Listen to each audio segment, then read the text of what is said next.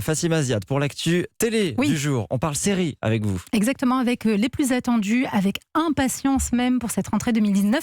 Et parmi elles, l'adaptation du jeu vidéo The Witcher. Si vous êtes né au début des années 90 et adolescent au début des années 2000, vous connaissez. Alors le pitch de cette nouvelle série que vous pourrez voir sur Netflix, car encore une fois c'est la plateforme qui crée l'événement, eh bien c'est l'histoire de Geralt de Rive, alias le sorceleur, chasseur de monstres en tout genre, qui va s'efforcer d'éviter une guerre mystique entre elfes, monstres et humains, rien que ça. Les elfes sont les premiers magiciens de ce continent.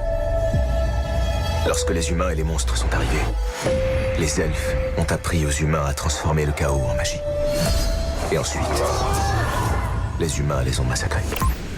On dirait un mélange entre Harry Potter et Game of Thrones. Pourquoi c'est un événement, cette série ? Eh bien, vous venez de citer la série, un petit peu référence. Ouais. Alors, première des raisons, l'adaptation du jeu vidéo culte, sorti donc, comme je vous le disais, en 2007, bénéficie d'un casting 5 étoiles porté par un seul homme.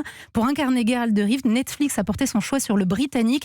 J'ai envie de dire ravissant, beau gosse de l'Angleterre en ce moment. Enfin, c'est vraiment l'acteur bankable, Henry Cavill. Vous le connaissez, métamorphosé pour l'occasion. On le connaît jusqu'alors pour être l'incarnation de Superman dans les derniers DC Comics, notamment la Ligue des Justiciers, mais aussi dans le dernier Mission Impossible face à Tom Cruise en méchant moustachu.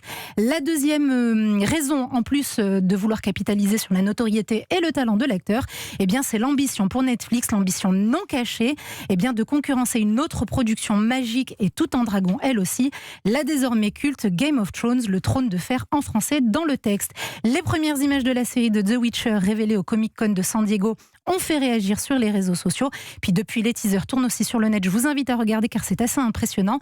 Et au vu de ces premières images, Sébastien, ce pari est bien parti. Ce Witcher, donc c'est sur la plateforme Netflix. C'est pour quand ? C'est déjà dispo ou Il avait annoncé pour septembre et a priori c'est reporté pour le mois de décembre.